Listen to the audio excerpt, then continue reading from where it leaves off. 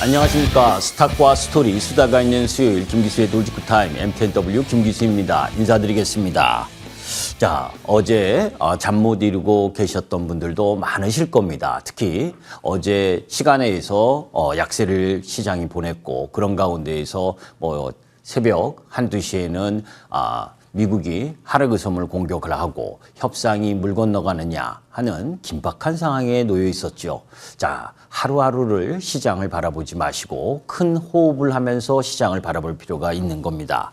자, 들어가도록 하죠. 사실 2월 25일 날, 그죠? 여러분들께 말씀드렸었던 거 있었죠?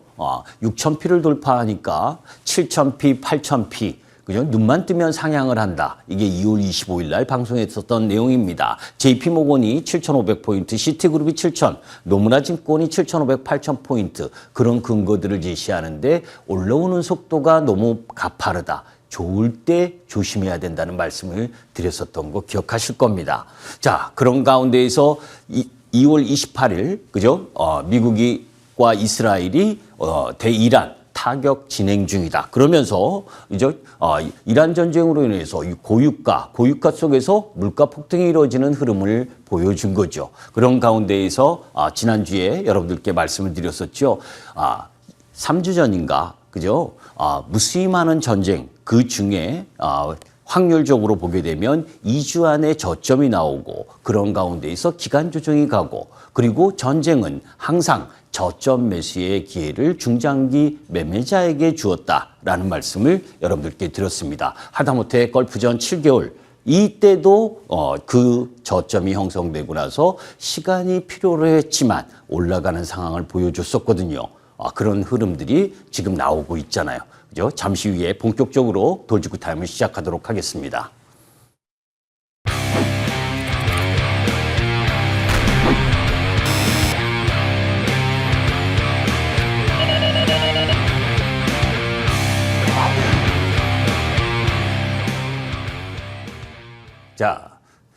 자, 지정학적 리스크, 그죠? 이란 전쟁이, 그죠? 장기화가 되느냐, 안 되느냐, 기로에 섰었죠. 어제 밤만 해도, 그죠? 미국이 이란 하르그섬을 공격을 하고, 하르그섬은 엄청나게 중요한 섬이라는 거 여러분들 다 알고 계시잖아요. 그런 가운데에서 트럼프가 오늘 밤 한 문명 전체가 멸망할 것이다. 이런, 그건까지 하면서 긴장을 고조시켰습니다. 그런데 사실 우리 있잖아요. 그죠? 싸울 때 말이 많으면, 그죠? 그 다음에는 진짜 싸움 안 들어가는 경우가 더 많죠. 목소리만 내고 실제 싸우지 않는 경우.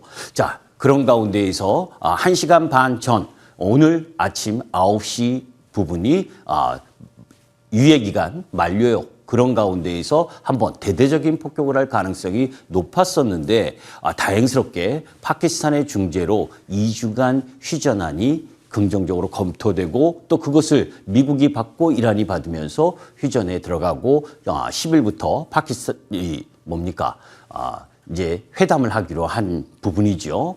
그런 상황 속에서 여러분들이 이 전쟁과 관련된 뉴스를 보시면 대부분의 뉴스가 전쟁 관련 뉴스들이 상당히 많이 나옵니다. 그런데 여러분들이 주식시장은 전쟁과 또 이런 부분들을 선반영한다는 것도 일정 정도 주가의 흐름 부분을 이해하셔야 됩니다. 전쟁나는 뉴스 내용들, 거기에 중동 전문가니 무수히 많은 사람들이 나와서, 그죠? 이 전쟁이 어떻고를 이야기를 하는데, 궁극적으로, 뉴스라는 방송 부분은 그 비즈니스 모델 자체가 그저 나와서 전쟁에 대해서 오랜 역사나 그리고 그런 가운데에서 계속될 수 있는 불안감 이런 부분을 조성을 해야 패널로 들어올 거 아닙니까? 그죠? 전쟁 별로 상관없다. 그리고 이 전쟁은 크게 주식시장에서 선반영됐다라고 이야기해 주는 사람 없습니다. 어떤 때를 보게 되면, 그죠? 중동 전문가라고 하면서 주식이 저점이니, 주식이 고점이니, 주식이 위험하다니, 이런 이야기까지를 합니다. 그 부분도 시청자 여러분들께서 좀 걸르실 필요가 있는 거죠. 몇 주 전부터 여러분들께 이 전쟁은 시한이 정해져 있다. 그죠? 공격 위에 데드라인도 있었고, 그리고 법적인 마지노선, 전쟁권화법 시한 부분 때문에 마지노선이 있다. 그리고 트럼프는 결국 탁후할 가능성이 높다라는 이야기를 했잖아요. 그러니까 종착역이 있는 전쟁이라면, 그죠? 무한히 긴 전쟁보다 뭡니까? 그 약발 효과가, 그죠? 악재의 효과가 적게 되는 게 기본인 거죠. 자, 미국 시장의 모습입니다. 지난주에 여러분들께 이때를 말씀드렸죠. 박스권을 이탈을 했어도, 그죠? 하락 추세의 정점 부근에 놓여져 있기 때문에 왜? 주봉과 월봉이 살아있는 가운데에서 일봉의 역배열 저점 부근에 들어와 있기 때문에 반등이다.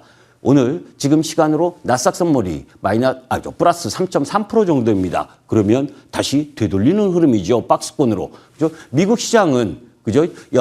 이번 주 내내 반등을 유지를 하면서 저점을 만들어가고 있었던 겁니다. 자, 그러면 유가와 연동된 게 주식시장인데 지금 국제유가 지금 9시 초반 부분의 흐름이었었는데 브런트유도 급락을 하고 또 WTI도 급락을 하면서 97불. 그죠? 지금 현재로는 95불, 94불에서 오르락가락하죠. 자, 물론 고유가가 장기화가 되게 되면 경기 침체 가능성이 분명히 있습니다. 여러분들 오늘 주가가 우리 시장 코스피가 6.78% 오르고 코스닥이 5% 상승을 했기 때문에 대부분의 업종과 대부분의 섹터가 올랐습니다. 그러나 기본적으로 60불에 놓여져 있었던 이 유가가, 그죠? 아직도 94불. 그렇다면 60불에서 94불로 올라왔었을 때 섹터 부분에 있어서는 일정 정도 1사분기 실적에 영향을 받는 기업들이 있겠죠. 오늘은 휴전에 대한 기대감, 이 부분이 작용을 하면서 올라왔기 때문에 내일도 계속 그렇게 올라가리라는 생각을 하시면 안 됩니다. 섹터 부분에 있어서의 옥석을 구분할 필요가 있는 게 내일부터의 흐름이다라고 보시면 되죠.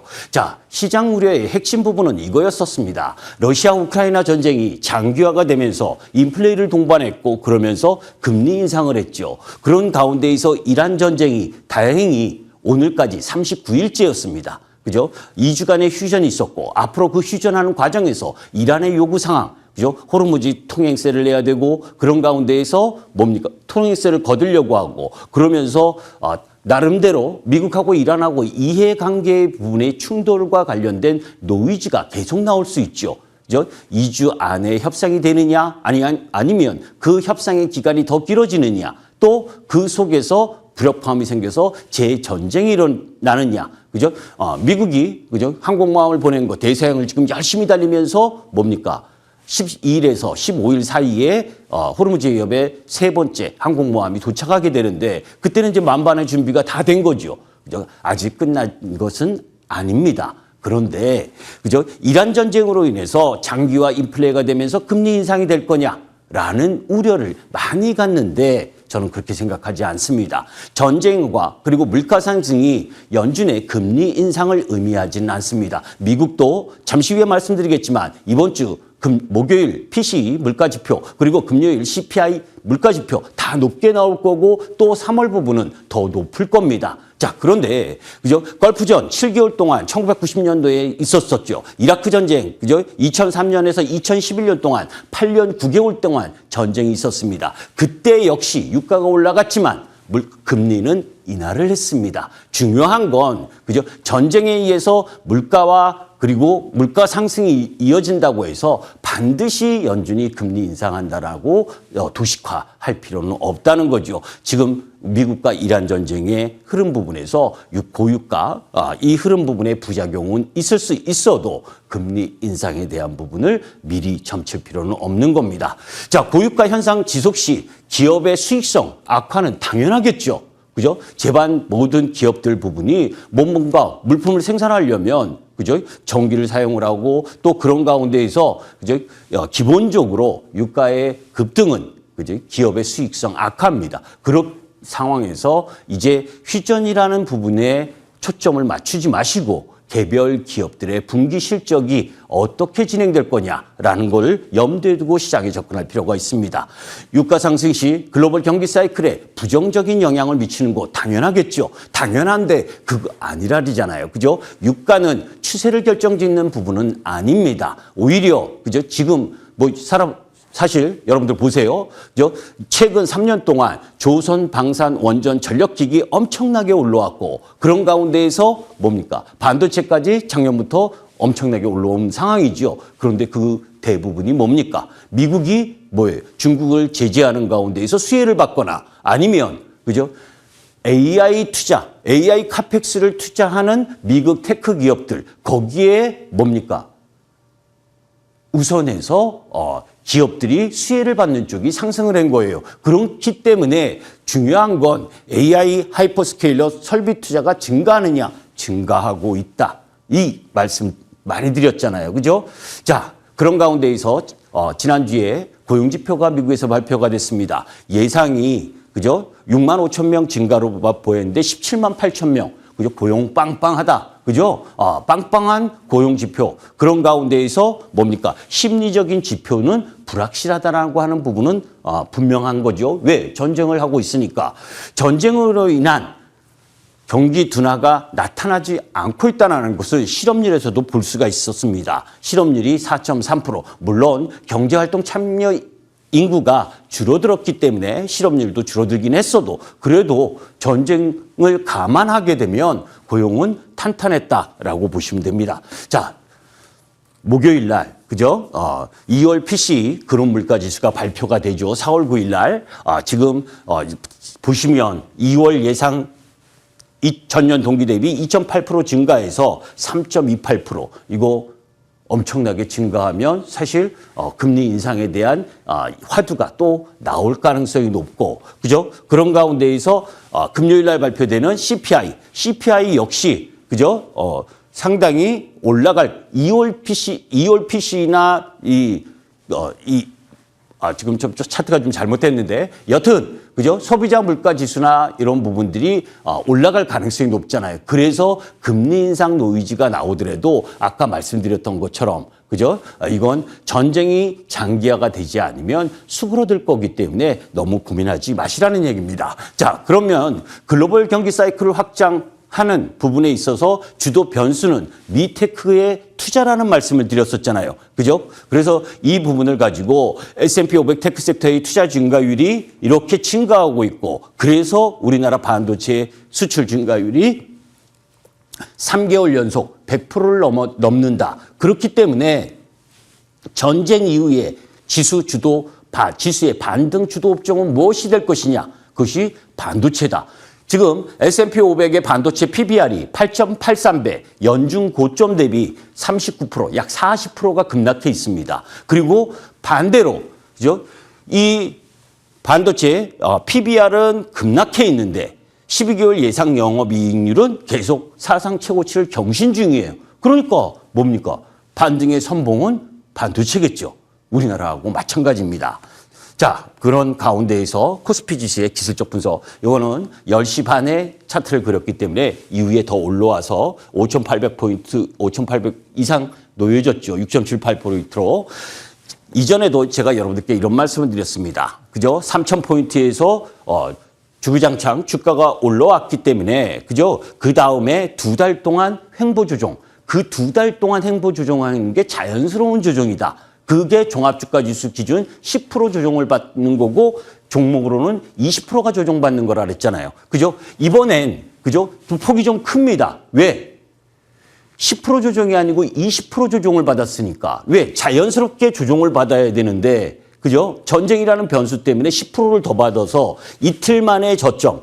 그리고 이때도 그죠? 이때도 처음 저점을 한번 건드리는 저점이 나왔었죠. 기간의 부분에. 이번에도 마찬가지입니다. 그죠? 이번에도 마찬가지 이 기간 조정을 끝내고 그 다음 부분을 여러분들이 생각을 해보세요. 지금 조정 부분이 3월에서 4월 초, 지금 4월 8일이잖아요. 그죠? 그러면 앞으로 기간 조정이 조금 더 남았다. 그죠? 올라갈 때 너무 추격 매수하시면 안 된다. 그죠? 그러나 이미 저점은 잡혀 있기 때문에 저 실적이 좋은 기업들은 고입니다. 그죠? 고. 스톱이 아니다. 자, 외국인 수급의 반도체 매도 클라이막스 이런 부분이죠. 자, 2026년 연초 이후에 코스피를 약 70조를 외국인들이 매도했습니다. 70조 매도한 거에 SK하이닉스를 21조, 삼성전자를 41조 6천억 매도를 했어요. 엄청나게 매도를 한 거잖아요. 그죠? 그런데 변화가 있었죠. 지난주 목요일 3월 24일부터 외인들이 선물을 매수하기 시작을 했고, 그죠? 지난주 목요일 삼성전자 매수부터 시작을 해서 금요일 하이닉스 매수를 시작을 하면서 반도체에 대한 시각이 틀려졌죠. 그죠? 그 부분부터 외국인 매도 규모가 줄어들고 그 줄어든 규모가 다시 재매수 흐름을 보여주는 겁니다. 사실 그렇게 외국인들이 올해 들어서 60조를 매도한 작년에 6조 6천억밖에 매도를 안 했는데 올해 60조를 매도한 상황에서도 외국인 지분율은 큰 변화가 없어요. 왜? 사실은 3월 달까지, 그죠? 2월 28일 이후 전쟁이 일어나면서 레버러지를 썼던 외국인들이 일부 매물이 차익 실현으로 나갔고 그런 가운데에서 환율이 너무 급등하니까 원달러 환율이 급등하니까 그것에 대한 부담 때문에 매도했던 부분 이런 부분들이 작용을 했던 거지. 그리고 뭡니까? 분기말 리밸런싱 때문에 외인들이 리밸런싱이라는 게 뭡니까? 내 한 바구니에 이 아시아 삼성전자 하이닉스의 종목 주가가 너무 세게 올라오니까 그죠? 비중이 커졌잖아요. 그 비중이 커진 걸 일부 덜어낸 것뿐입니다. 그죠? 1200조 삼성전자의 시가총액에서 50%를 갖고 있는 삼성전자가 600조에서 몇십 조 매도했다고 하이닉스 몇십 조 매도했다고 무슨 크게 달라질 게 있습니까? 그죠? 그런 흐름들로 바라볼 필요가 있고 외국인들은 이미 선물을 매수를 지속하고 있었고 내일이 무슨 날입니까? 옵션 만기잖아요. 그죠? 자, 그런 가운데에서 반도체 호황 수출 지난주에 여러분께 말씀드렸죠. 사상 최대라고. 그 사상 최대의 분기별 수출 증가율을 감안하니까 1분기 실적 호조가 예상이 된다. 당연한 거 아닙니까? 그죠? 3월 수출 주요 국가별 수출 증가율을 보니까 전쟁하고 있는 중동이나 러시아를 제외하고는 전부 다 두 자릿수 이상 증가율을 보여주고 있고, 그죠? 지역마다 중국, 미국 전부 다 그리고 주요 품목별로 보니까 컴퓨터 반도체가 1등이다. 그러면 여러분들이 포트에는 당연히 그죠? 삼성전자 하이닉스 중에 한 종목은 반드시 있어야 되고 그런 가운데에서 수출 실적이 나온 종목들을 보유하고 있어야 될 거 아닙니까? LG전자 실적 발표 나왔죠. 어제 그죠? 양호했습니다. 흑자 전환했습니다. 예상치보다 조금 좋았죠. 영업이익 당연히 좋은 거 알고 미리 주가가 올라왔었던 거 있었고 전쟁으로 인해서 억눌린 부분은 일부 올라오는 부분이고 자 그런 가운데에서 이제 삼성전자 역대급 수익성을 보였습니다. 자, 잘 보세요. 추이를 매출 79조 80조 이렇게 놀다가 그죠? 작년 4분기 93조 8천억 20조 1천억이었는데 133조의 매출과 영업이익이 57조 2천억 엄청나지 않습니까? 그 57조 2천억에 50조가 반도체 부분 그런 흐름 부분을 보여주고 있는 상황입니다. 자, 사실 이거 계속해서 3월 4일부터 여러분들께 보내드렸죠. 우리나라 삼성전자와 하이닉스가 너무 싸다. 그래서 하이닉스가 85만 원 이하로만 들어오면 계속 사셔도 된다라는 말씀을 이 돌직구를 통해서 여러분들께 계속 말씀드렸던 상황입니다. 터보콘트가 뭐니? 그죠? 딥시크하고 비슷하다. 그죠? 노이즈일 뿐이다. 그렇기 때문에 제본스의 역설 참고할 필요가 있다라는 말씀을 드렸고 반도체 노이즈, 디램 현물가가 조금 내려왔어도 계약하는 가격은 전혀 이상이 없고 그런 가운데에서 GPU 렌탈 가격 반등을 넘어서 급등을 하고 있고 아까 말씀드렸던 하이퍼스케일러 카펙스 투자는 견조하고 그러면 삼성전자 하이닉스가 못 갈 이유가 없는 거고 자 그런 가운데에서 디램 가격 뉴스도 이미 나왔습니다. 4월 5일 날 삼성전자 디램 부분에 있어서 2분기 디램 가격을 30% 또 인상하겠다. 1사분기에 100% 인상했는데 30% 인상을 한다라고 이미 여러분께 자세히 알려줬잖아요. 그죠? 삼성전자 실적이 더 좋을 거라는 걸 이미 알려줬고 거기에 마이크로소프트와 구글 디램 3년 계약을 맺자. 장기 계약. 원래는 분기 단위로 계약을 맺는 걸 그죠? 3년 단위까지 계약을 맺자라는 건 뭡니까? 수요가 빵빵하다는 거잖아요. 그거 다 4월 5일 나온 뉴스입니다. 그러면 삼성전자 실적 나오기 전에 삼성전자 실적이 좋을 것이다라는 건 너무나도 명약관화했던 거 아닙니까? 삼성전자 57조 대기로 우리나라 삼성전자가 지금 뭡니까? 올해 1사분기에 57조인데 올해 벌어들일 게 332조에서 243조까지를 예상을 하고 있습니다. 332조라고 하면 그죠? 엔비디아가 올해 영업이익을 벌어들이는 게 357조입니다. 삼성전자가 327조, 330조면 30조 정도밖에 차이 안 납니다. 삼성전자하고 하이닉스하고 올해 영업이익이 30조밖에 차이 안 나는데 엔비디아는 시가총액이 6,487조, 삼성전자는 1,200조밖에 안 됩니다. 이거 말이 됩니까, 여러분들? 그죠? 암만 우리나라가 지정학적 리스크가 있고 외국인들의 놀이터라고 하더라도 이건 비이성적이잖아요. 그죠? 누가 너무 고평가를 받든 우리가 너무 저평가를 받든 자, 그런 가운데에서 또 하나 아이디어가 있는 거죠. 자, 삼성전자의 종합주가 지수하고 유사한 거고 SK하이닉스가 오늘 뭡니까? 104만 원. 그죠? 104만 원까지 올라왔죠. 지수적 흐름으로는 더 가는 모습입니다. 국내 반도체 그러면 주가 상승이 멈추는 경우는 언제냐? 영업이익률의 고점이 나오기 전에 뭡니까? 약세를 보인다고 하는 거잖아요. 기본적으로. 그죠? 코스피 반도체 PBR이 1.89배 연중 고점 대비 지금 마이너스 22%. 오늘 올랐으니까 조금 줄어들었지만 영업이익률은 47%로 최고치를 경신하고 있다. 자, 여기에서 하나 볼 필요가 있습니다. 그죠? 이게 이렇게 자꾸 넘어가나요? 제가 너무 양이 많아서, 그죠? 빨리 이야기를 하다 보니까 제가 이 3월 25일 날 이 차트를 보여드렸죠? 그죠? 삼성전자 영업이익률 1사분기에 뭐예요? 31%가 넘어서고, 27년 3월에 48%까지 갈 거다. 그런데 31.6%를 예상을 했는데 이미 1사분기에 43%가 나왔습니다. 그죠? 그러면 서프라이즈한 거잖아요. 그죠? 근데 어제는 그러면 왜 매도를 했느냐? 세론이냐? 외국인들이 매도하고 음봉 맞았잖아요. 장중에. 지정학적 리스크에 대한 부분이 외국인들이 한번 차익 실현을 한 거죠. 그래서 어제도. 그죠? 그러면 삼성전자 영업이익률이 삼성전자는 모바일과 백색 가전을 같이 합니다. 반도체 쪽 부분이 중심이긴 해도. 그죠? 반도체가 영업이익 57조에서 50조가 나왔다면 여러분들 더 좋을 건 누굽니까? 하이닉스잖아요. 그죠? 그러면 하이닉스 영업이익률은 2026년 67.4%를 예상하라고 있는데 이거보다 더 나오지 않겠습니까? 그러니까 하이닉스를 사야 되는 거예요. 그죠?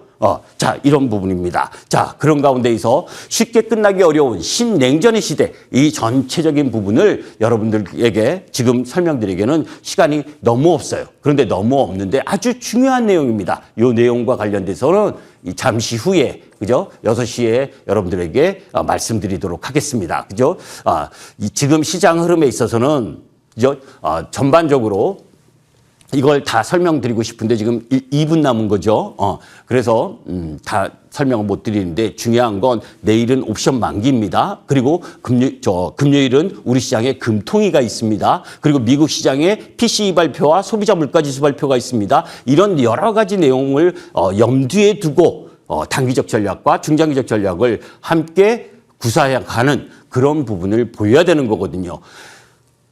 어떤 주식을 매수하고 섹터를 매수하고 그리고 내가 보유하고 있는 주식을 단기적으로 갖고 갈 거냐 중장기적으로 갖고 갈 거냐 사람마다 투자자마다 그 단기라는 기준은 다 틀립니다. 그죠? 이 하루를 단기로 보시는 분이 있고 일주일을 단기로 보시는 분이 있고 또 주식을 오래 하시는 분들은 6개월, 1년을 단기로 보시는 분도 계시는 거죠. 그것에 맞게 움직여야 됩니다. 그런 부분 속에서 제가 오늘 어제도 그죠?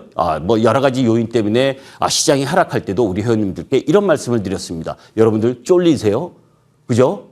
주가가 떨어지고 시장이 떨어지고 그리고 트럼프가 저렇게 외쳐대니까 쫄리십니까? 그 쫄린 거 8분응선, 9분응선 다 반영돼서 주가가 이렇게 힘든 상황에서 실적이 있는데 그리고 이 전쟁이 멈추는 자리가 있는데 뭐가 두렵습니까? 그죠? 그래서 하이닉스를 더 사라고 했습니다. 그리고 오늘도 역시 마찬가지입니다. 시초가 갭 상승 이후 음봉은 매수입니다. 학습된 효과로 그죠? 또 내일의 협상 이상에서 내려올 거라고 생각을 하면서 반등심에도 그러면 도대체 언제 살 겁니까? 그죠? 떨어지면 겁나서 못 사. 올라가면 반등심에도 또 그러면 6,000포인트 올라가서 살 겁니까? 잠시 후에 그 해답을 여러분께 드리겠습니다. 감사합니다. 김 기수였습니다.